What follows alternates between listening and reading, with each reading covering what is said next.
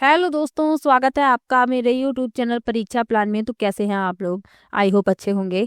तो जैसा कि आप लोगों को पता है कि सीटेट के लिए ईवीएस की तैयारी मैं करवा रही हूँ। तो ईवीएस को मैं कंप्लीट एनसीईआरटी की किताबों के नोट्स बनाकर पढ़ा चुकी हूँ। प्रैक्टिस भी मैंने करवाई है। ये प्रैक्टिस का 12वां वीडियो है, लेकिन ये खास है क्योंकि मैं इसमें महत्वपूर्ण 100 प्रश्न लेकर आई हूँ। पिछला जो वीडियो मैं लेकर आई थी उसमें मैंने महत्वपूर्ण 50 प्रश्न करवाए थे। आज मैं 100 प्रश्न लेकर आई हूँ। और जो 1 से लेकर 10 तक की प्रैक्टिस की वीडियो है, प्रैक्टिस 1, प्रैक्टिस 2, प्रैक्टिस 3, तो इनमें मैंने 30-30 प्रश्न लिए हैं। तो यदि आप ये सभी वीडियो देख लेते हैं तो आप ये समझिए कि एनसीईआरटी बेस्ड कोई भी प्रश्न आपका गलत नहीं होगा। चलिए आज के वीडियो को शुरू करते हैं। इसके अलावा पिछला जो वीडियो आया है उसमें मैंने 2024 के ईवीएस के सभी क्वेश्चन सॉल्व करवा दिए हैं। आप लोगों को पता है कि 2024 में 3 पेपर हुए हैं। जनवरी में हुआ है, जुलाई में हुआ है और दिसंबर में हुआ है। तो उन तीनों पेपरों को एक साथ मैंने सॉल्व करवा दिया है। तो आप लोग ईवीएस का वो वीडियो जरूर देखिएगा। चलिए आज के वीडियो को शुरू करते हैं। वीडियो देखने के बाद यदि आपको अच्छा लगे, हेल्पफुल लगे तो वीडियो को लाइक और शेयर कीजिएगा। और यदि आप चैनल पर नए हैं तो चैनल को सब्सक्राइब कर लीजिए। आप लोगों को मैं एक जानकारी और दे दूं कि ईवीएस को मैंने एनसीईआरटी की किताबों से पढ़ाया है नोट्स बनाकर। तो ये आप देखेंगे एक वीडियो में एक किताब कंप्लीट करवाई है। पूरी किताब का निचोड़ मैंने आपको एक वीडियो में दे दिया है। क्लास 3rd की जो नई वाली बुक है, हमारा अद्भुत संसार, इसे मैंने कंप्लीट पढ़ा दिया है। क्लास 4th की जो पुरानी किताब है, अब आप कहेंगे पुरानी किताब क्यों, नई किताब से क्यों नहीं? तो आपके सिलेबस के लिए पुरानी किताब बहुत महत्वपूर्ण है। ये जो किताब है पर्यावरण अध्ययन आसपास, ये पुरानी किताब है और इसी में आपके इम्पोर्टेंट जो टॉपिक आपके एग्जाम के लिए हैं वो इसी किताब में मिलते हैं। तो इसको भी मैंने एक वीडियो में कंप्लीट नोट्स बनाकर पढ़ा दिया है। और क्लास 5th की जो बुक है इसे भी मैंने एक वीडियो में ही पढ़ा दिया है। तो यदि आप लोगों के पास समय हो तो थोड़ा सा समय निकाल कर ये वीडियो जरूर देख लीजिएगा। ये तीनों वीडियो देखने के बाद आपका एनसीईआरटी बेस्ड पूरा ईवीएस कंप्लीट हो जाएगा। पहला प्रश्न दिया गया है, यदि थीम यात्रा रेलवे स्टेशन ईवीएस में एक सामुदायिक संसाधन के उपयोग को दर्शाता है तो निम्नलिखित में से कौन पूरा करेगा? थीम भोजन, पहला है कृषि फार्म, दूसरा है जंगल, तीसरा है दुकानदार और चौथा है किसान। तो थीम भोजन कौन पूरा करेगा ये पूछा गया है। तो थीम भोजन पूरा करेगा कृषि फार्म। इसमें आपका जो विकल्प सही है वह आपका पहला विकल्प सही हो जाएगा।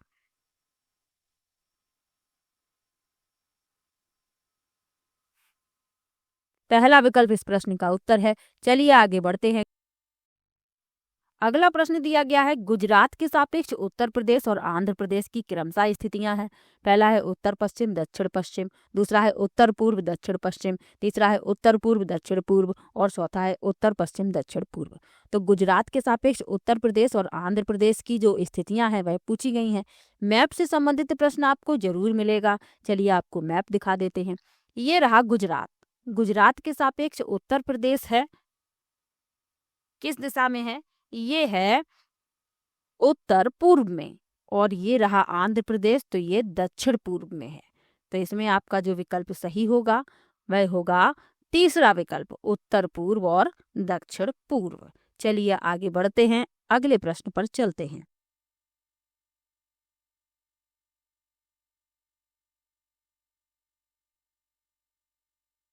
रामा प्रत्येक शाम को अपने दोस्तों के साथ क्रिकेट खेलता है। वह क्रिकेट खेलने में कौन सी ऊर्जा का उपयोग करता है?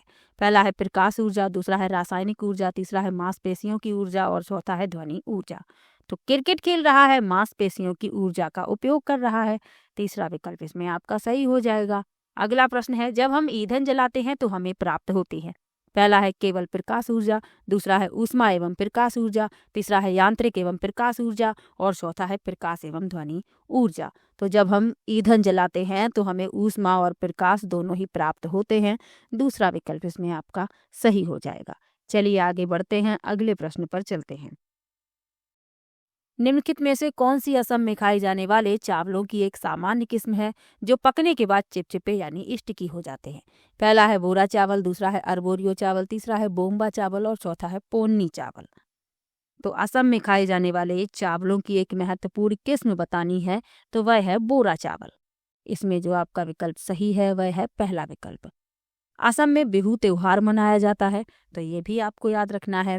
इसके अलावा असम में जो घर बनाए जाते हैं मजबूत बांस के खंभों पर बनाए जाते हैं, क्योंकि वहाँ पर बारिश बहुत होती है। घर लकड़ी के बनाए जाते हैं, छतें ढालू होती हैं, तो ये भी आपको याद रखना है। चलिए आगे बढ़ते हैं।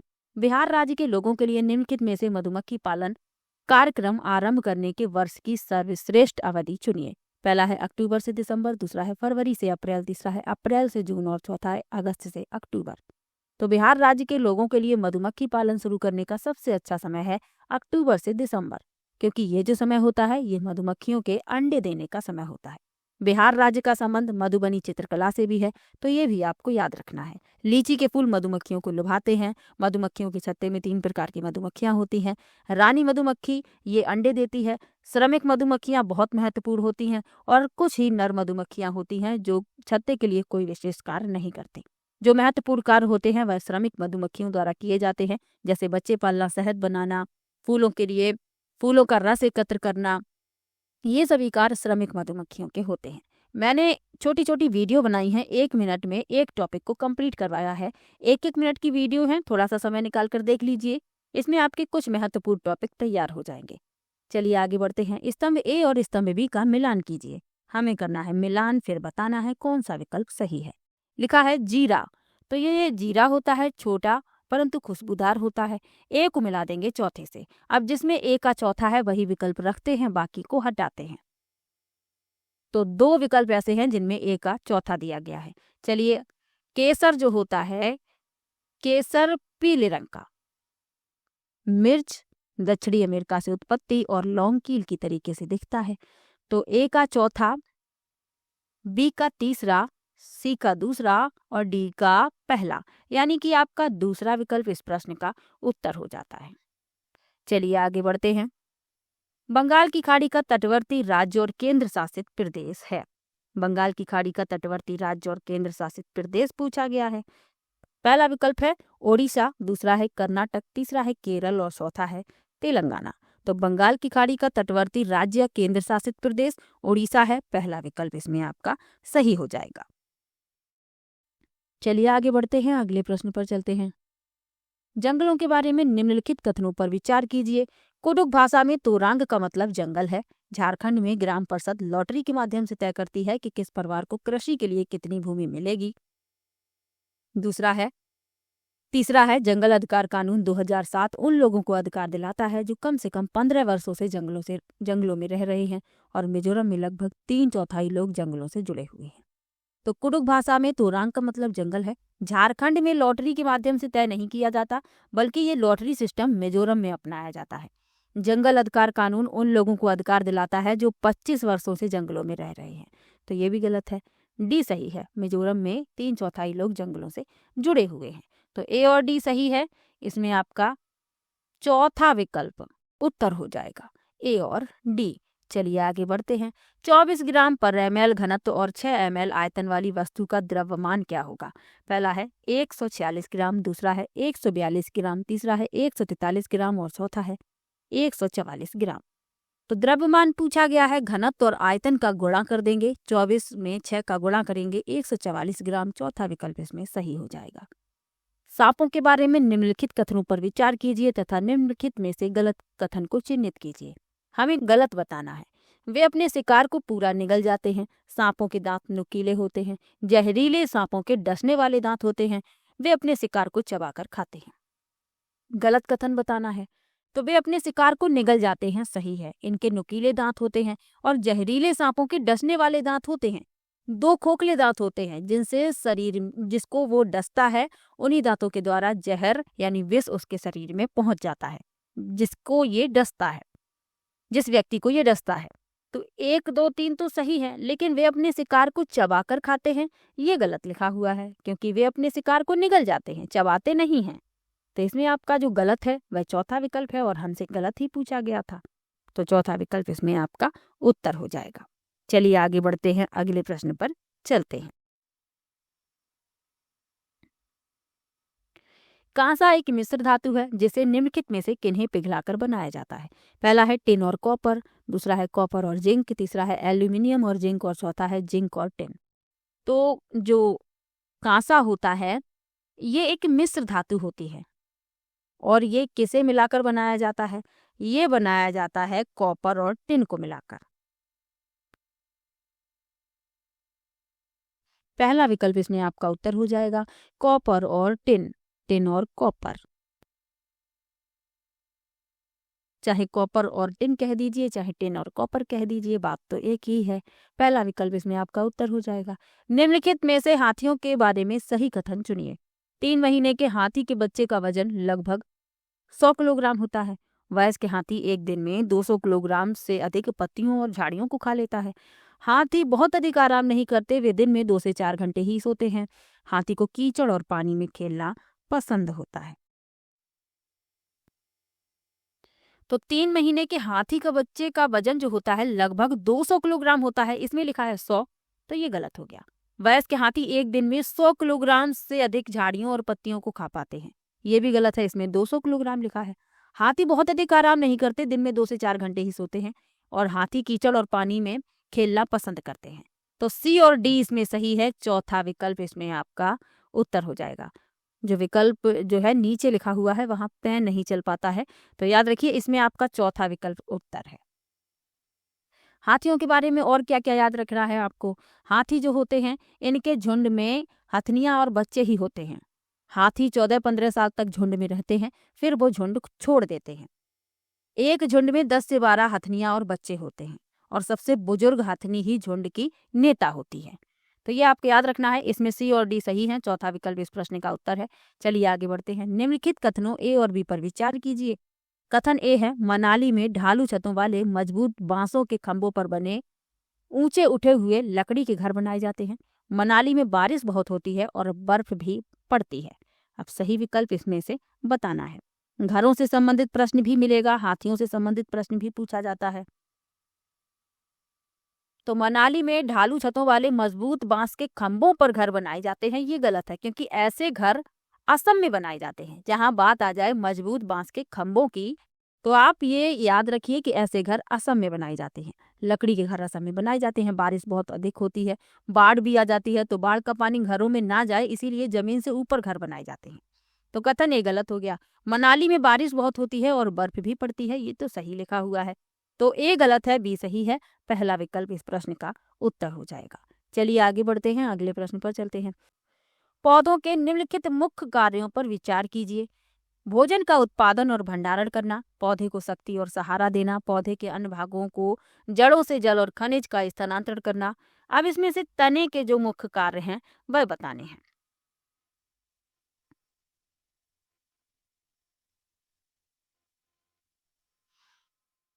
तो भोजन का उत्पादन और भंडारण ये तने का कार्य नहीं है। पौधे को शक्ति और सहारा देना और पौधे के अन्य भागों को जड़ों से जल व खनिज का स्थानांतरण करना, केवल बी और सी सही है। पहला विकल्प इस प्रश्न का उत्तर हो जाएगा। चलिए आगे बढ़ते हैं, अगले प्रश्न पर चलते हैं। अगला प्रश्न दिया गया है, निम्नलिखित में से कौन सा भारत का एक संघ शासित प्रदेश नहीं है? पहला है लद्दाख, दूसरा है जम्मू और कश्मीर, तीसरा है मणिपुर और चौथा है चंडीगढ़। तो 8 केंद्र शासित प्रदेश हैं, केंद्र शासित या संघ शासित। इसमें मणिपुर शामिल नहीं है। तीसरा विकल्प इस प्रश्न का उत्तर हो जाएगा। चलिए आगे बढ़ते हैं। निम्नलिखित में से कौन से कच्चे तेल के उत्पादक हैं?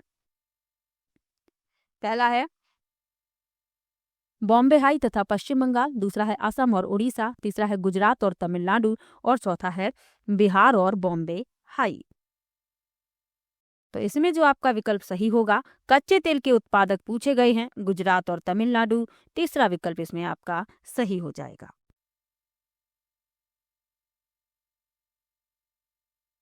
चलिए आगे बढ़ते हैं। हमारे देश का संविधान निम्नलिखित में से किसके नेतृत्व में बनाया गया था? पहला है मोहनदास करमचंद गांधी, दूसरा है सरदार वल्लभ भाई पटेल, तीसरा विकल्प है डॉक्टर भीमराव बाबा साहिब अम्बेडकर और चौथा है सर्वपल्ली डॉक्टर राधा कृष्णन। तो हमारे देश का संविधान किसके नेतृत्व में बनाया गया? डॉक्टर भीमराव बाबा साहिब अम्बेडकर, इन्हें संविधान का जनक कहा जाता है, तो ये भी आपको याद रखना है। चलिए आगे बढ़ते हैं, अगले प्रश्न पर चलते हैं। पौधों के लिए किए जाने वाले नीचे दिए गए कार्यों पर विचार कीजिए। लिखा है पौधे को सहारा देना, ह्यूमस प्रदान करना, भोजन संचित या भंडारण करना, पानी और खनिजों को अवशोषित करना। इनमें से जड़ों के कार्य हैं। अब इनमें से हमें जड़ों के कार्य बताने हैं। जड़ों के कार्य पूछे गए हैं, पौधे को सहारा देना, भोजन संचित और भंडारण करना, पानी और खनिजों को अवशोषित करना। चौथा विकल्प इसमें आपका सही हो जाएगा, ACD। चौथा विकल्प इसमें आपका उत्तर है, जिसमें ACD दिए गए हैं। चलिए आगे बढ़ते हैं। पोचमपल्ली भारत के दक्षिणी राज्य का एक कस्बा है जो सुंदरता से डिजाइन की गई चमकदार रंगों की पोचमपल्ली साड़ियों और विशेष प्रकार की बुनाई, जिसे भी पोचमपल्ली ही कहते हैं, के लिए प्रसिद्ध है। यह कस्बा अब किस राज्य का भाग है? पहला है कर्नाटक, दूसरा है केरल, तीसरा है तेलंगाना और चौथा है तमिलनाडु। तो अब ये तेलंगाना का भाग है, पहले ये आंध्र प्रदेश का भाग हुआ करता था, तो ये भी आपको याद रखना है। चलिए आगे बढ़ते हैं। निम्नलिखित में से खाद्य पदार्थों के उस समूह को चुनिए जिसके प्रत्येक सदस्य में लौह तत्व प्रचुर मात्रा में होता है। पहला है गुड़, आंवला, टमाटर, दूसरा है आंवला, पालक, गुड़, तीसरा है आंवला, बंद गोभी, टमाटर और चौथा है बंद गोभी, आंवला, पालक। तो जिसमें लौह तत्व यानी आयरन प्रचुर मात्रा में है वह है आंवला, पालक, गुड़। दूसरा विकल्प इसमें उत्तर हो जाएगा। चलिए आगे बढ़ते हैं। निम्नलिखित पक्षियों का वह समूह चुनिए जिसका प्रत्येक सदस्य हमारी तुलना में 4 गुनी अधिक दूरी की वस्तुओं को स्पष्ट देख सकता है। पहला है फाख्ता कौआ मोर, दूसरा है बाज कबूतर तोता, तीसरा है कौआ चील बुलबुल और चौथा है बाज चील गिद्ध। तो इसमें जो आपका विकल्प सही है वह है चौथा विकल्प, बाज चील गिद्ध। चौथा विकल्प इसमें उत्तर हो जाएगा। यहाँ तक मेरा पेन नहीं जाता है, उसके लिए माफ कीजिएगा। चलिए आगे बढ़ते हैं। नीचे दिए गए किस राज्य के ग्रामीण लोग अपने ढालू छत वाले लकड़ी के मकान मजबूत बांस के खंभों पर धरती से 3 से 3.5 मीटर की ऊंचाई पर बनाते हैं? पहला है राजस्थान, दूसरा है लद्दाख, तीसरा है असम और चौथा है उड़ीसा। तो बात आ गई है मजबूत बांस के खंभों की और धरती से 3-3.5 मीटर की ऊंचाई की, तो आपको याद रखना है असम। तीसरा विकल्प इसमें आपका सही हो जाएगा।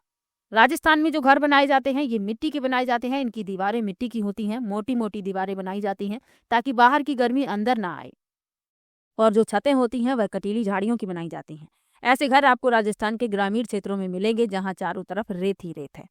और लद्दाख में 2 मंजिला घर बनाए जाते हैं। नीचे वाली मंजिल में कोई भी खिड़की नहीं होती है और नीचे वाली मंजिल में जानवरों को और जरूरी सामान रखा जाता है।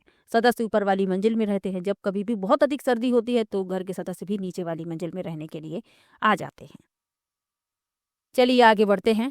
डिटेल में आपको पढ़ाया है, बार बार बताने की जरूरत नहीं है। चलिए आगे बढ़ते हैं। भारत के मानचित्र में दिल्ली के सापेक्ष गांधीनगर और पटना की दिशाएं क्रमशः हैं।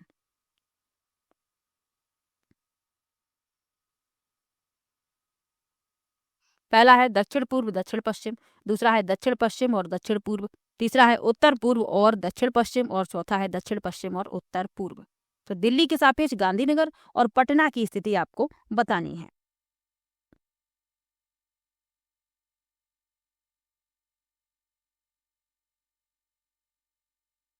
तो दिल्ली के सापेक्ष जो गुजरात की राजधानी गांधीनगर है वह कहाँ पर है?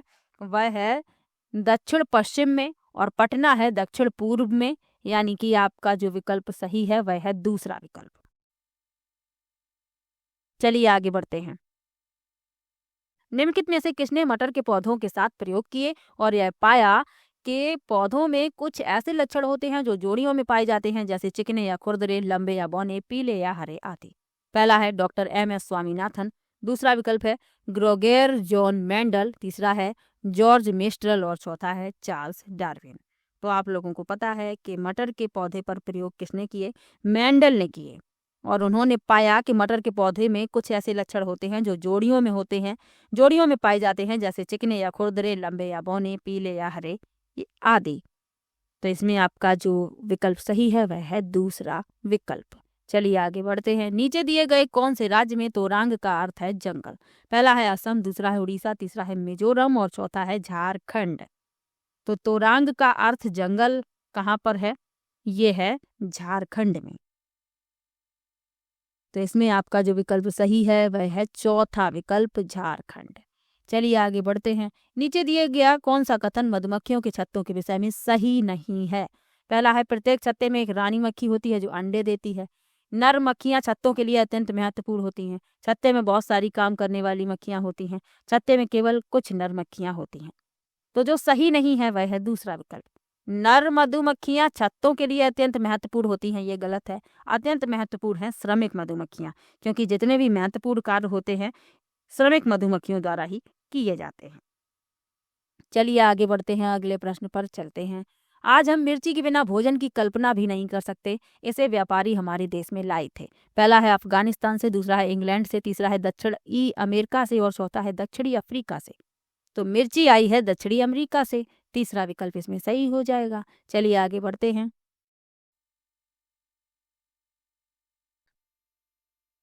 अगला प्रश्न है, निम्नलिखित में से कौन अंतर्राष्ट्रीय ख्याति प्राप्त वेट लिफ्टर हैं? पहला है सुनीता विलियम्स, दूसरा है बछेंद्री पाल, तीसरा है सूर्यमणि और चौथा है कर्णम मल्लेश्वरी। तो अंतर्राष्ट्रीय ख्याति प्राप्त वेट लिफ्टर पूछी गई हैं, तो वह है कर्णम मल्लेश्वरी। इसमें आपका जो विकल्प सही है वह है चौथा विकल्प।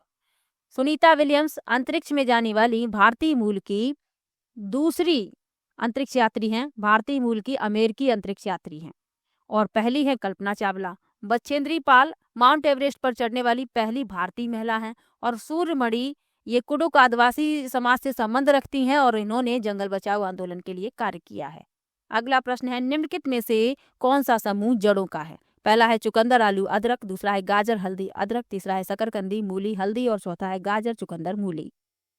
तो चुकंदर आलू इसमें तना है, अदरक भी तना है। गाजर जड़ है, हल्दी अदरक तना है। शकरकंदी जड़ है, मूली जड़ है लेकिन हल्दी तना है। और गाजर चुकंदर मूली, ये विकल्प आपका सही हो जाएगा। गाजर भी जड़ है, चुकंदर भी जड़ है और मूली भी जड़ है। अगला प्रश्न है, रेगिस्तानी ओक नाम का एक पेड़ है जो पाया जाता है। पहला है अबू धाबी में, दूसरा है ऑस्ट्रेलिया में, तीसरा है राजस्थान के रेगिस्तानों में और चौथा है संयुक्त अरब अमीरात के रेगिस्तानों में। तो रेगिस्तानी ओक पाया जाता है ऑस्ट्रेलिया में। दूसरा विकल्प इसमें आपका सही हो जाएगा। चलिए आगे बढ़ते हैं। भारत की आज़ादी से पहले महात्मा गांधी ने जिस दांडी के समुद्र तट तक अपनी प्रसिद्ध यात्रा की थी वह भारत के नीचे दिए गए किस राज्य में स्थित है? पहला है आंध्र प्रदेश, दूसरा है कर्नाटक, तीसरा है महाराष्ट्र और चौथा है गुजरात। तो इसमें जो आपका विकल्प सही है वह है चौथा विकल्प गुजरात। चलिए आगे बढ़ते हैं। उच्च ज्वर के साथ कपकपी जिसका उपचार सिनकोना पेड़ की छाल से किया जा सकता है वह है? पहला है मियादी बुखार, दूसरा है मलेरिया, तीसरा है चिकनगुनिया और चौथा है डेंगू। तो सिनकोना पेड़ की छाल से उपचार किया जा सकता है मलेरिया का। दूसरा विकल्प इसमें आपका सही हो जाएगा। चलिए आगे बढ़ते हैं। चेराव नाच कहाँ के लोग करते हैं? पहला है झारखंड, दूसरा है मिजोरम, तीसरा है मणिपुर और चौथा है मेघालय। तो आप लोगों को बताना है कि चेराव नाच कहाँ के लोग करते हैं। तो चेराव नाच जो है ये मिजोरम के लोगों द्वारा किया जाता है। इसे बांस नृत्य के रूप में भी जाना जाता है। दूसरा विकल्प इसमें आपका सही हो जाएगा। चलिए आगे बढ़ते हैं। तमिलनाडु के निकटवर्ती राज्य हैं। पहला है आंध्र प्रदेश उड़ीसा कर्नाटक, दूसरा है केरल आंध्र प्रदेश महाराष्ट्र, तीसरा है कर्नाटक छत्तीसगढ़ केरल और चौथा है आंध्र प्रदेश केरल कर्नाटक। तो इसमें आपको तमिलनाडु के निकटवर्ती राज्य बताने हैं। तो आंध्र प्रदेश केरल कर्नाटक, चौथा विकल्प इसमें आपका सही हो जाएगा। चलिए आगे बढ़ते हैं। नीचे दी गई सूची पर विचार कीजिए। कछुआ, घड़ियाल, कौआ, बतख, मछली। इस सूची में निम्न में से कौन सा दूसरों से भिन्न है? पहला है मछली, दूसरा कौआ, तीसरा घड़ियाल और चौथा कछुआ। तो कछुआ पानी में रहता है, घड़ियाल भी पानी में रह सकता है, बत्तख भी पानी में रह सकती है, मछली भी पानी में रह सकती है, लेकिन कौआ पानी में नहीं रह सकता। यही भिन्न है। तो यही हो जाएगा इस प्रश्न का उत्तर। चलिए आगे बढ़ते हैं। कॉलम 1 और कॉलम 2 मिलान करना है, फिर बताना है कौन सा विकल्प सही है। तो हांगकांग में क्या खाया जाता है? पकाया हुआ सांप, जिसे लिंगहू फेन कहते हैं। ये हांगकांग के लोग खाना पसंद करते हैं। केरल में किसी भी करी के साथ उबला हुआ टैपियोका खाना पसंद करते हैं। तो ए का पांचवा तो 3 में दिया गया है। चौथा तो काट ही देते हैं, 3 विकल्प बचते हैं। बी का पहला दूसरे में दिया गया है, तो यही विकल्प अपना उत्तर होगा। चलिए और मिलान कर लेते हैं। कश्मीर के लोग सरसों के तेल में पकी समुद्री मछली खाना पसंद करते हैं और गोवा के लोग नारियल के तेल में पकी मछली खाना पसंद करते हैं। तो ए का है 5वां, बी का है पहला, सी का है दूसरा और डी का है तीसरा। तो अपना दूसरा विकल्प उत्तर हो जाता है। चलिए आगे बढ़ते हैं। नीचे दिए गए पक्षियों की कौन सी प्रजाति झटके से अपनी गर्दन को आगे पीछे करती है? पहला है उल्लू, दूसरा है कौवा, तीसरा बसंत गौरी और चौथा है मैना। तो बात आई है झटके से अपनी गर्दन को आगे पीछे करने की, तो ऐसा मैना करती है। चौथा विकल्प इसमें सही हो जाएगा। और अपनी गर्दन को काफी हद तक पीछे घुमा सकता है वह उल्लू होता है, तो ये भी याद रखिए। चलिए आगे बढ़ते हैं, अगले प्रश्न पर चलते हैं। घरों के नीचे दिए गए विवरणों पर विचार कीजिए। राजस्थान के गांव के लोग मिट्टी के घरों में, जिनकी छतें कटीली झाड़ियों की होती हैं, में रहते हैं। दूसरा है मनाली में घर बांसों के खंभों पर बनाए जाते हैं। तीसरा है लेह में पत्थर के 2 मंजिले घर बनाए जाते हैं। और चौथा है नीचे की मंजिल पर जरूरत का सामान और जानवरों को रखते हैं। अब इनमें से जो सत्य कथन है वह बताने हैं।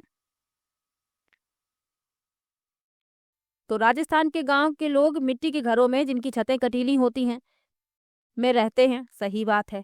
मनाली में बांस के खंभों पर, तो मनाली में नहीं, असम में बांस के खंभों पर बनाए जाते हैं। और लेह में पत्थर के 2 मंजिले घर बनाए जाते हैं, नीचे की मंजिल पर जानवर और जरूरी सामान को रखा जाता है। ए और सी सही है, तीसरा विकल्प उत्तर हो जाएगा।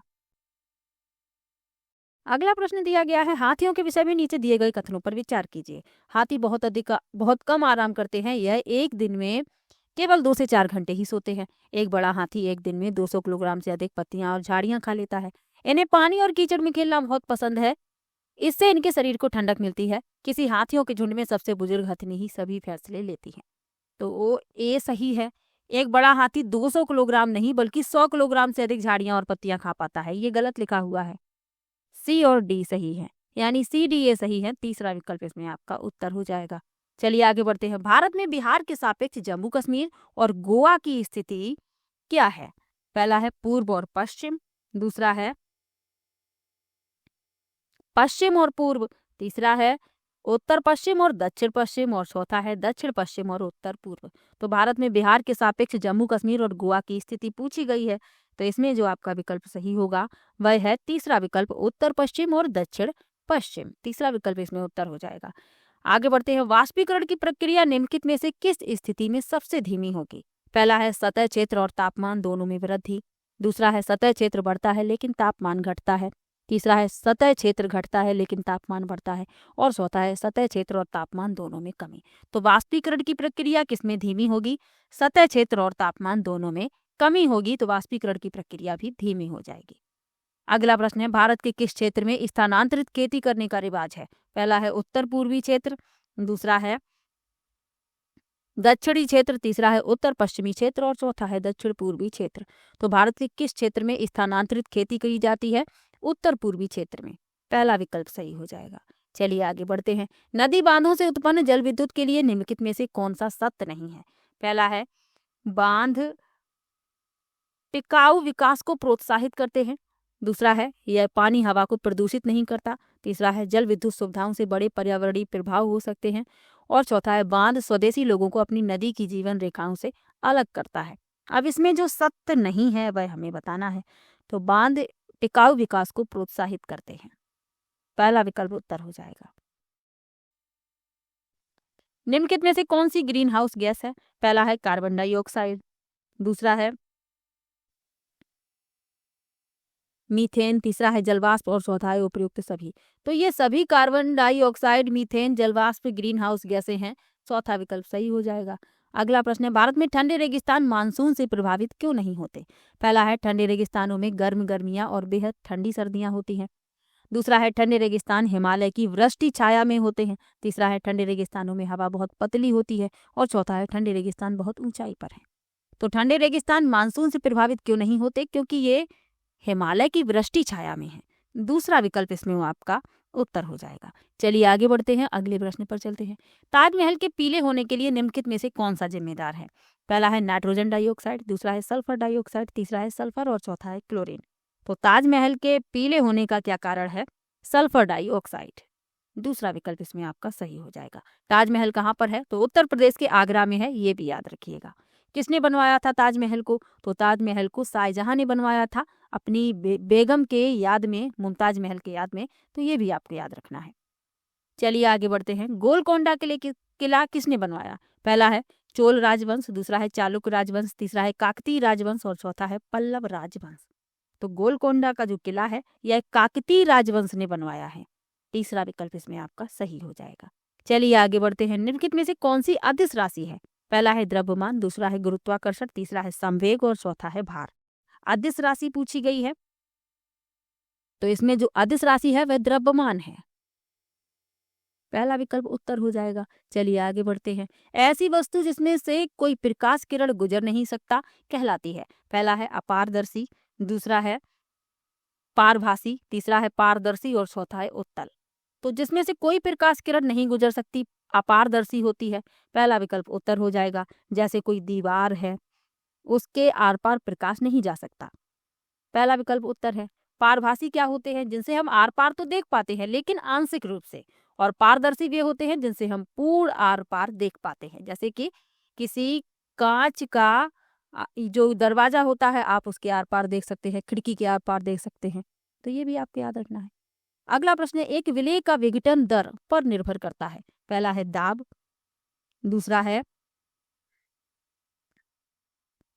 तापमान, तीसरा है सतह क्षेत्र और चौथा है भार। तो किसी विलेय की विघटन दर उसके सतह क्षेत्र पर निर्भर करती है, तीसरा विकल्प उत्तर हो जाएगा।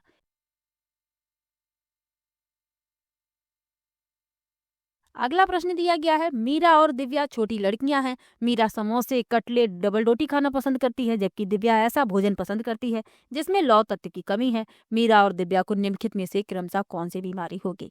पहला है स्कर्वी और एनीमिया, दूसरा है एनीमिया और रतौंधी, तीसरा है मोटापा और एनीमिया और चौथा है मोटापा और स्कर्वी। तो मीरा खा रही है समोसे, कटलेट, डबल रोटी यानी मैदे से बने उत्पाद खा रही है, और दिव्या ऐसा भोजन कर रही है जिसमें आयरन नहीं है। तो मीरा को हो जाएगा मोटापा और दिव्या को हो जाएगा एनीमिया, तीसरा विकल्प इसमें आपका सही हो जाएगा। अगला प्रश्न है, नींबू साधारण पानी में डूब जाता है लेकिन नमकीन पानी में तैरता रहता है, क्योंकि पहला है नींबू का घनत्व तो नमकीन पानी में कम हो जाता है, दूसरा है नमकीन पानी का घनत्व तो साधारण पानी के घनत्व से अधिक होता है, तीसरा है साधारण पानी का घनत्व तो नमकीन पानी के घनत्व से अधिक होता है, और चौथा है नींबू का घनत्व तो नमकीन पानी में अधिक हो जाता है। तो ये प्रयोग आप खुद भी कर सकते हैं। आप किसी गिलास में पानी लीजिए और उसमें आप नींबू डाल दीजिए। तो यदि आप नींबू डालेंगे साधारण पानी में तो नींबू जो है डूब जाएगा, लेकिन जब आप उसी पानी में नमक मिला दें तो नींबू तैरने लगता है। क्यों तैरने लगता है? क्योंकि नींबू जो है नमकीन पानी में तैर रहा है, यानी कि जो नमकीन पानी है उसका घनत्व तो साधारण पानी के घनत्व से अधिक होता है, इसीलिए नींबू तैरने लगता है। बी विकल्प इसमें आपका सही होगा। चलिए आगे बढ़ते हैं, अगले प्रश्न पर चलते हैं। पके हुए चावल रेफ्रिजरेटर में अपेक्षाकृत लंबे समय तक परिरक्षित किए जा सकते हैं, क्योंकि पहला है रेफ्रिजरेटर में कुछ ऐसे रसायन होते हैं जो रोगाणुओं को नष्ट कर देते हैं, दूसरा है कम ताप पर रोगाणु निष्क्रिय हो जाते हैं, तीसरा है रोगाणु कम तापमान पर नष्ट हो जाते हैं, और चौथा है कम तापमान पर भोजन का नमी तत्व घट जाता है। तो जब चावल को रेफ्रिजरेटर में रखते हैं तो कम तापमान पर रोगाणु निष्क्रिय हो जाते हैं, इसका कारण यही है। बी विकल्प इसमें उत्तर हो जाएगा। चलिए आगे बढ़ते हैं। रक्त की जांच द्वारा किसकी उपस्थिति से मलेरिया की पहचान होती है? पहला है लाल रक्त कोशिकाओं में मलेरिया परजीवी यानी प्लाज्मोडियम, दूसरा है रक्त में क्षतिग्रस्त यकृत कोशिकाएं, तीसरा है रक्त में मच्छर के लार्वे, और चौथा है लाल रक्त कोशिकाओं में मच्छर के अंडे। तो रक्त की जांच की जाती है तो किसकी उपस्थिति से मलेरिया की पहचान होती है? लाल रक्त कोशिकाओं में मलेरिया परजीवी यानी प्लाज्मोडियम, पहला विकल्प सही हो जाएगा। अगला प्रश्न है, विटामिन ऐसे पदार्थ हैं जो पहला है हमारी उपापचय दर बढ़ाकर भार में कमी लाते हैं, दूसरा है स्वस्थ रहने के लिए दवाई के रूप में लिए जाते हैं, तीसरा है पेशियों का विकास करके हमें ताकतवर बनाते हैं, और चौथा है हीनता जन्य रोगों से बचाव के लिए थोड़ी मात्रा में आवश्यक है। तो विटामिन ऐसे पदार्थ हैं हीनता जन्य रोगों से बचाव के लिए थोड़ी मात्रा में आवश्यक होते हैं, यानी इनकी अल्प मात्रा की आवश्यकता होती है। विटामिन ए की कमी से रतौंधी रोग हो जाता है, विटामिन बी की कमी से बेरी, विटामिन सी की कमी से स्कर्वी, विटामिन डी की कमी से रिकेट्स, विटामिन ई की कमी से बांझपन, और विटामिन के की कमी से रक्त का थक्का नहीं जमता। तो ये भी साथ में याद रखिएगा। चलिए आगे बढ़ते हैं। ग्रामीण क्षेत्रों में गाय के गोबर से झोपड़ी की दीवारों और फर्श को लीपा जाता है। उन्हें पहला है कीटों को दूर रखने के लिए, दूसरा है चिकना और साफ बनाने के लिए, तीसरा है खुरदरा बनाकर घर्षण बढ़ाने के लिए, और चौथा है फर्श को प्राकृतिक रंग देने के लिए। अब इस प्रश्न में आपको लगेगा इसमें आपका पहला विकल्प सही है। अब आपको सी विकल्प भी सही लग सकता है कि खुरदरा बनाकर घर्षण बढ़ाने के लिए। तो यदि सिर्फ बात फर्श की होती तो तीसरा विकल्प आप मान भी सकते थे, लेकिन इसमें क्या कहा गया है कि झोपड़ी की दीवारों और फर्श, अब दीवारों पर तो चला नहीं जाता, तो कीटों को दूर रखने के लिए पहला विकल्प सही है, ध्यान रखिएगा। कीटों को दूर रखने के लिए गाय के गोबर से झोपड़ी की दीवारों और फर्श को लीपा जाता है। अगला प्रश्न दिया गया है, एक किसान दानों को भूसे से अलग करना चाहता है, जिस प्रक्रिया से यह किया जा सकता है वह कहलाती है। पहला है हस्तचयन, दूसरा है थ्रेसिंग, तीसरा है छानना और चौथा है फसल की कटाई। तो दानों को भूसे से अलग करना है, थ्रेसिंग सबसे अच्छी विधि होगी विकल्प के अनुसार, बी विकल्प इसमें आपका सही हो जाएगा। अगला प्रश्न है, भैंस की पीठ पर अक्सर बगुला पक्षी बैठा दिखाई देता है, ऐसा इसलिए होता है क्योंकि बगुला पहला है घास में पाई जाने वाली कीट खाता है, दूसरा है भैंस की पीठ पर बैठकर गाना पसंद करता है, तीसरा है उड़ने के बाद थोड़ा आराम करता है और चौथा है भैंस की पीठ पर परजीवी कीट खाता है। तो भैंस की पीठ पर बगुला बैठकर भैंस की पीठ के परजीवी कीट खाता है, इसीलिए भैंस की पीठ पर बैठता है। डी विकल्प इसमें आपका सही हो जाएगा। अगला प्रश्न है, एक पुरुष जिसका रक्त ओ है एक ए रक्त समूह वाली स्त्री से शादी करता है, उसके पहले बच्चे के रक्त समूह ओ होने की संभावना है। पहला है 75%, दूसरा है 50%, तीसरा है 100%, दूसरा है चौथा है 25%। तो जिस पुरुष का रक्त समूह ओ है और ए रक्त समूह वाली महिला से शादी करता है, तो उसके पहले बच्चे के रक्त समूह ओ होने की संभावना 50% है और ए होने की संभावना भी 50% है। दोनों समूह की संभावना है 50-50%। चलिए आगे बढ़ते हैं। टूटता तारा है, पहला है एक समान गति से चलने वाला तारा, दूसरा है एक चमकता पिंड जो वायुमंडल में एक समान गति से चलता है, तीसरा है एक तारा जिसके एक सिरे पर पूंछ होती है और चौथा है उल्काब जो पृथ्वी के वायुमंडल में प्रवेश करते ही आग पकड़ लेता है। तो जो टूटता हुआ तारा है ये उल्काब होते हैं जो पृथ्वी के वायुमंडल में प्रवेश करते ही आग पकड़ लेते हैं। डी विकल्प सही हो जाएगा। ग्रहों से संबंधित प्रश्न भी पूछ लिए जाते हैं। सौर मंडल में 8 ग्रह हैं, बुध, शुक्र, पृथ्वी, मंगल, बृहस्पति, शनि, अरुण, वरुण। जो सबसे नजदीक है वह बुध है, सूर्य के सबसे निकट है। बुध और शुक्र के कोई भी उपग्रह नहीं है। तो ये सामान्य सी बातें हैं, आपको याद रखनी है और याद भी होंगी। अगला प्रश्न है, अलबिरूनी जिस देश से आया उसका नाम है। पहला है बांग्लादेश, दूसरा है उज्बेकिस्तान, तीसरा है ओमान और चौथा है अफगानिस्तान। तो अलबिरूनी जिस देश से आया उसका नाम उज्बेकिस्तान है। बी विकल्प इसमें आपका सही हो जाएगा। अगला प्रश्न है, कांसा के विषय में जिसका उपयोग गोलकुंडा के किले में मिली तोप में किया गया, सही कथन चुनिए। कांसा तांबा और जस्ता की मिश्र धातु है, दूसरा है कांसा तांबा और टिन की मिश्र धातु है, तीसरा है कांसा तांबा तथा प्लेटिनम की मिश्र धातु है और चौथा है कांसा एक तत्व है। तो अभी आपको इसी वीडियो में बताया है कि कांसा तांबा और टिन की मिश्र धातु है। बी विकल्प इसमें आपका सही हो जाएगा। चलिए आगे बढ़ते हैं। एक ही तरह की फसल बार बार उगाने और बहुत से रसायनों के उपयोग करने में मृदा पहला है बंजर हो जाती है, दूसरा है किसी विशेष फसल के लिए उपयोगी बन जाती है, तीसरा है सिंचाई के लिए उपयोगी बन जाती है और चौथा है उर्वर बन जाती है। तो किसी एक ही फसल को यदि बार बार उगाया जाए और बहुत से रसायनों का प्रयोग किया जाए तो मृदा बंजर हो जाती है। तो इसीलिए फसल चक्र का इस्तेमाल किया जाता है। एक ही फसल को यदि बार बार कोई किसान उगाएगा तो उसकी खेत की जो मृदा है बेकार हो जाएगी, फिर उसमें कोई भी फसल नहीं उगेगी। अगला प्रश्न है, निम्नलिखित में से लेह और लद्दाख के मकानों की विशिष्टताएं चुनिए। पहला है पेड़ के तनों से बनी लकड़ी की ढालू छतें, दूसरा है निचली मंजिल में कोई खिड़की नहीं, तीसरा है पत्थर, मिट्टी और चूने से बनी मोटी दीवारें और चौथा है लकड़ी के फर्श। अब इसमें लेह और लद्दाख के घरों की विशेषताएं आपको बतानी है।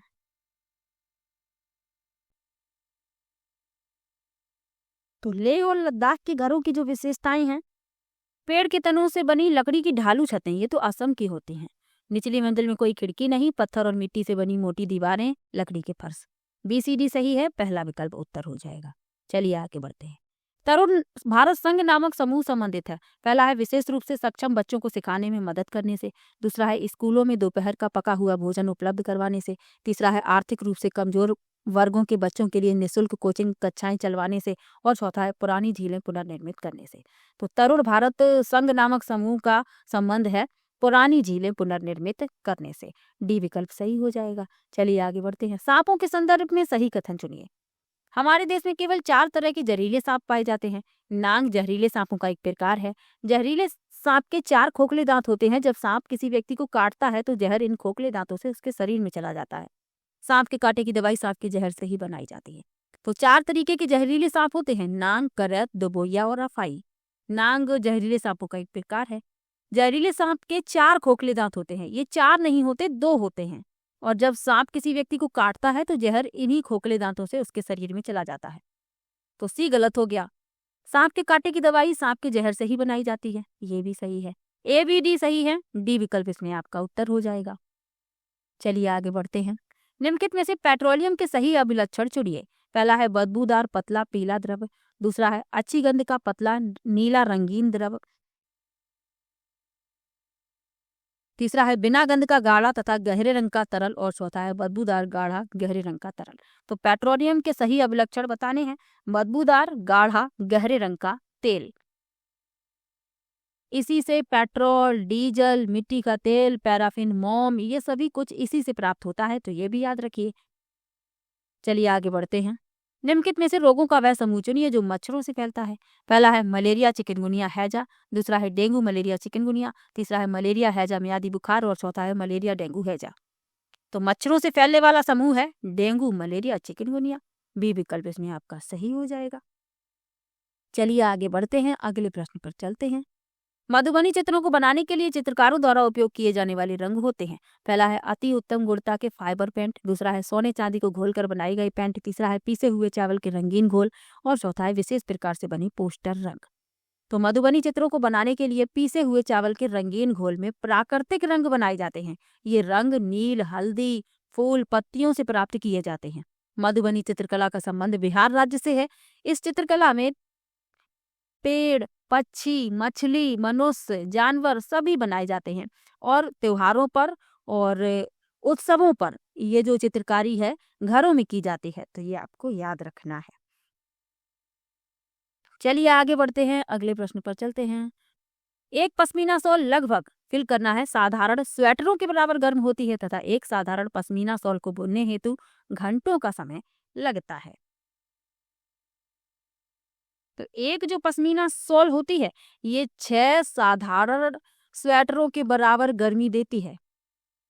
यहाँ पर 6 भरेंगे, और एक पश्मीना शॉल को बुनने हेतु कितना समय लगता है? 250 घंटों का। तो पहले भरेंगे 6 और 250, यानी ए विकल्प इसमें सही हो जाएगा। पश्मीना शॉल जो है बकरियों के बालों से बनाई जाती है, और ये जो बकरी होती है ये बहुत ऊंचाई पर पाई जाती हैं, और जितनी ऊंची और जितनी ठंडी जगह होगी इस बकरी के बाल उतने ही ज्यादा मुलायम होते हैं। और एक मनुष्य के सिर का एक बाल और इस बकरी के 6 बाल बराबर होते हैं, तो आप अंदाज लगा सकते हैं कि कितने पतले इसके बाल होते हैं। चांगपा जो जनजाति होती है चांगथांग इलाके में रहती है, और वह इन बकरियों को पालती है। चलिए आगे बढ़ते हैं। नेपेंथिस एक ऐसा पौधा है जो मेढकों, कीड़े मकोड़ों और चूहे जैसे छोटे जीवों को अपने अंदर फांस कर खा जाता है। हमारे देश में यह पौधा पाया जाता है। पहला है मेघालय में, दूसरा है असम में, तीसरा है उड़ीसा में, और चौथा है अरुणाचल प्रदेश में। तो निपेंथिस जो है एक कीटभक्षी पौधा है, और ये हमारे देश में मेघालय में पाया जाता है। पहला विकल्प सही हो जाएगा। चलिए आगे बढ़ते हैं, अगले प्रश्न पर चलते हैं।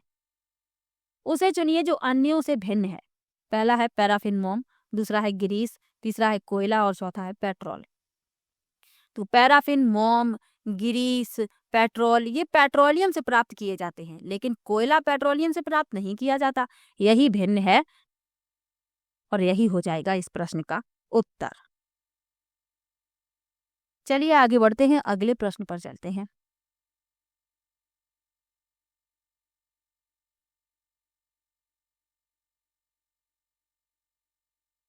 लिखा है भारोत्तोलकों को प्रायः ज्यादा मांसपेशियां और बॉडी मास बनाने की आवश्यकता होती है। इस उद्देश्य के लिए उन्हें ऐसा आहार लेने की आवश्यकता होती है जो से भरपूर होता है। पहला है कार्बोहाइड्रेट्स, दूसरा है वसा, तीसरा है विटामिन, और चौथा है प्रोटीन। तो भारोत्तोलकों को ज्यादा मांसपेशियां और बॉडी मास बनाने की आवश्यकता है, और इस उद्देश्य के लिए वे ऐसा आहार लेते हैं जिनमें प्रोटीन होता है।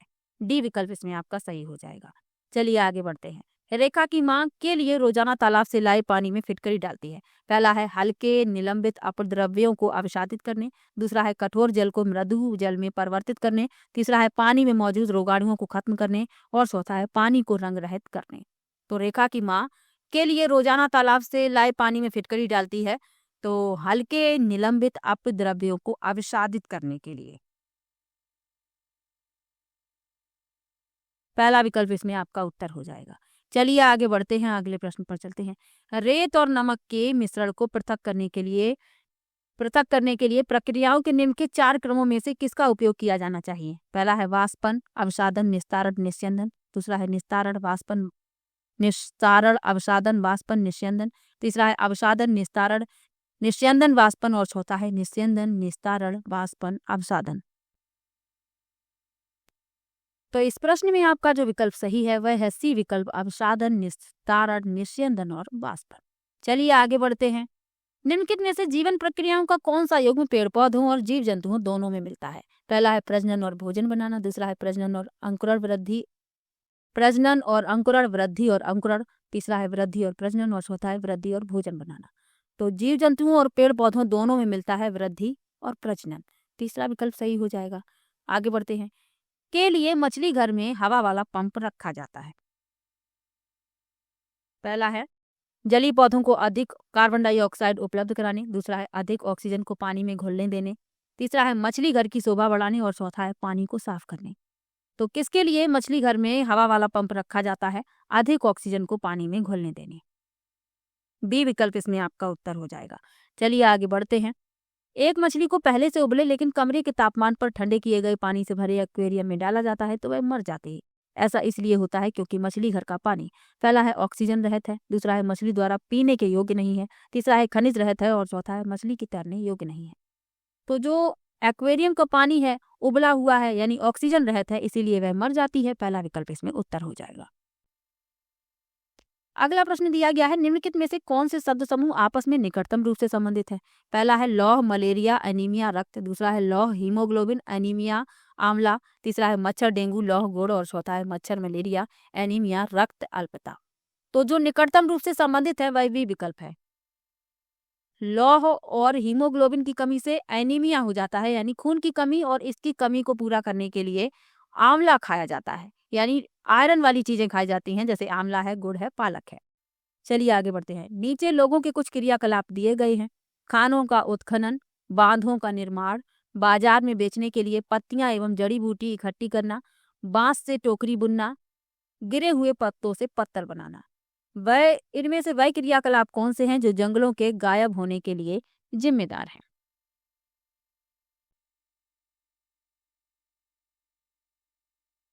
तो इसमें खानों का उत्खनन और बांधों का निर्माण ये जंगल के गायब होने के लिए जिम्मेदार हैं, बाकी ये तीनों जिम्मेदार नहीं है। तो ए और बी इसमें सही होंगे। तीसरा विकल्प सी विकल्प इस प्रश्न का उत्तर हो जाएगा, ए और बी दोनों। चलिए आगे बढ़ते हैं। कांसे के बारे में सही कथन चुनिए। कांसा लोहे, चांदी तथा स्वर्ण की भांति एक तत्व है? बिल्कुल नहीं है, गलत लिखा हुआ है। कांसे को तांबा तथा टिन से पिघलाकर तैयार किया जाता है। कांसा अत्यंत मजबूत होता है और इससे तोप तथा मूर्ति बनाई जाती है। सही बात है। कांसे के बर्तन एल्यूमिनियम के बर्तनों की तुलना में हल्के और अधिक मजबूत होते हैं। अब जो डी लिखा हुआ है ये भी गलत है। कांसे के बर्तन एल्यूमिनियम के बर्तनों की तुलना में हल्के और मजबूत नहीं होते बल्कि ये भारी होते हैं। तो डी गलत हो गया। इसमें सिर्फ बी और सी सही है, बी विकल्प सही हो जाएगा।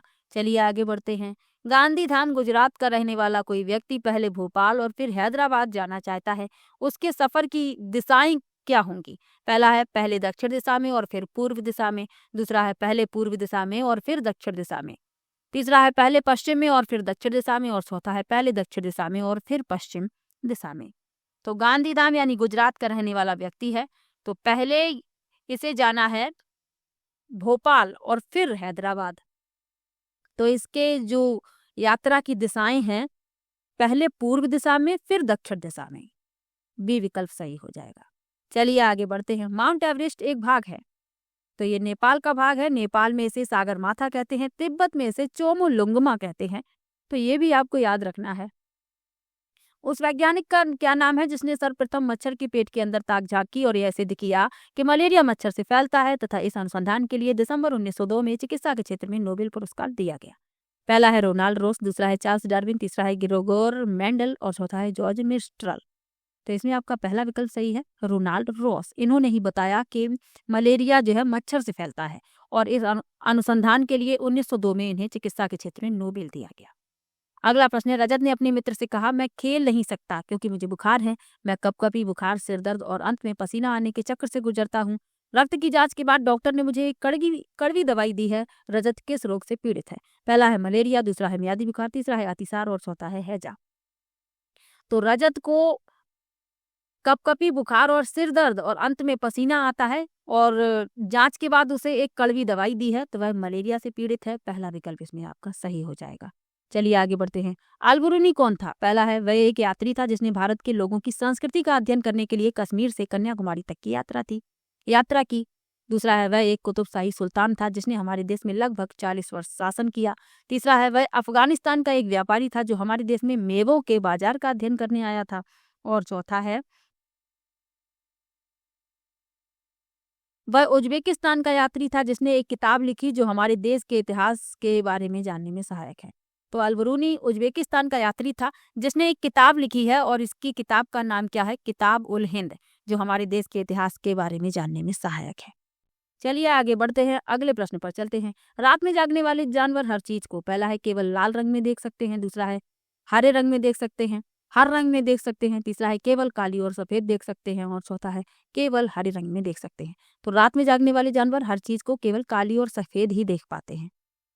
हाथियों के झुंड के बारे में सही कथनों को चुनिए। हाथियों के झुंड में केवल हथनियां और 14-15 वर्ष के बच्चे ही रहते हैं।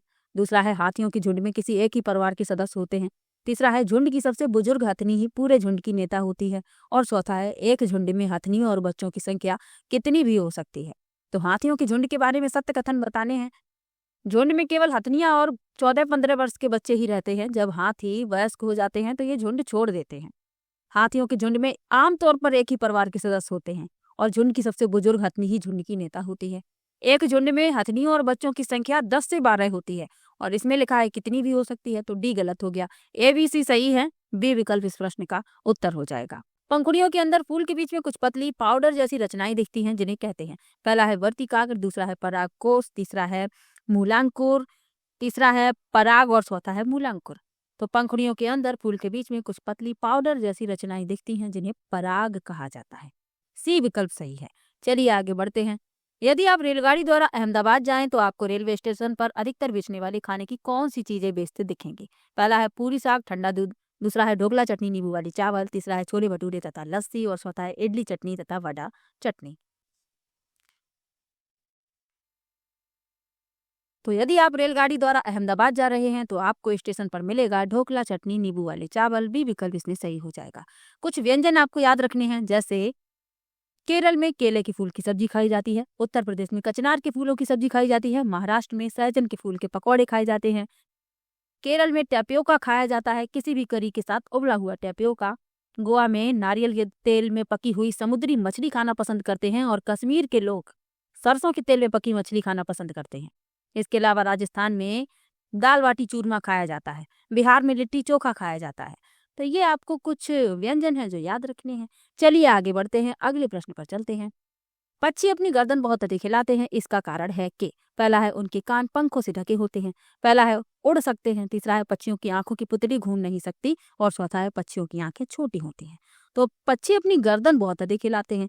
क्यों हिलाते हैं? क्योंकि इनकी आंखों की पुतली घूम नहीं सकती, इसीलिए ये देखने के लिए अपनी गर्दन को हिलाते रहते हैं। चलिए आगे बढ़ते हैं, अगले प्रश्न पर चलते हैं। निदान के पश्चात कोई डॉक्टर रोगी से कहता है कि उसके खून में हीमोग्लोबिन की कमी है, तो उस रोगी को आयरन की कमी को पूरा करने के लिए क्या क्या खाना चाहिए? पहला है आंवला, हरी पत्तेदार सब्जियां, गुड़, दूसरा है आंवला, चीनी, चावल, दूसरा है हरी पत्तेदार सब्जियां, गेहूं, संतरा और चौथा है गुड़, नींबू, मटर। तो यदि किसी को हीमोग्लोबिन की कमी हो जाती है यानी एनीमिया हो जाए तो उसे आंवला, हरी पत्तेदार सब्जियां और गुड़ खाना चाहिए। पहला विकल्प इसमें सही हो जाएगा। मधुबनी चित्रकला के बारे में सही कथन चुनिए। इन चित्रों को बनाने में नील, हल्दी, फूल, पेड़ों के रंग आदि का इस्तेमाल किया जाता है। बिल्कुल सही लिखा हुआ है। इन चित्रों में इंसान, जानवर, पेड़, फूल, पंछी, मछलियां आदि दिखाए जाते हैं।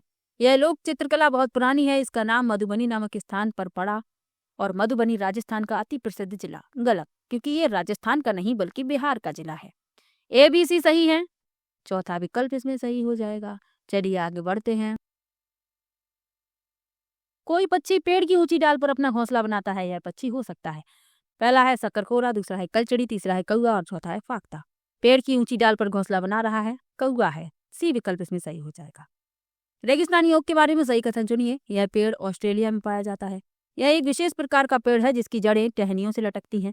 इस पेड़ की जड़ें जमीन में उस गहराई तक जाती हैं जब तक पानी तक ना पहुंच जाएं और इस पेड़ के तने में पानी इकट्ठा होता रहता है। जब स्थानीय लोगों को जरूरत होती है तो इस पतले पाइप के द्वारा इसके तने से पानी निकाल लेते हैं और उपयोग करते हैं। तो यह ऑस्ट्रेलिया में पाया जाता है। यह विशेष प्रकार का पेड़ है जिसकी जड़ें टहनियों से लटकती हैं। गलत है। इस पेड़ की जड़ें जमीन में उस गहराई तक जाती हैं जब तक जमीन तक ना पहुंच जाए और डी भी सही है। तो ए सी डी सही है, बी विकल्प इस प्रश्न का उत्तर हो जाएगा। चलिए आगे बढ़ते हैं। अबू धाबी के विषय में सही कथन चुनिए। पहला है यह रेगिस्तानी इलाके में है। अबू धाबी में पानी पेट्रोल से महंगा है। यहाँ की स्थानीय भाषा अरबी है और अबू धाबी की मुद्रा को दीनार कहते हैं। तो आपको बताना है कौन सा विकल्प इसमें आपका सही है। तो यह रेगिस्तानी इलाके में है। बिल्कुल सही बात लिखी हुई है, ये रेगिस्तानी इलाके में ही है।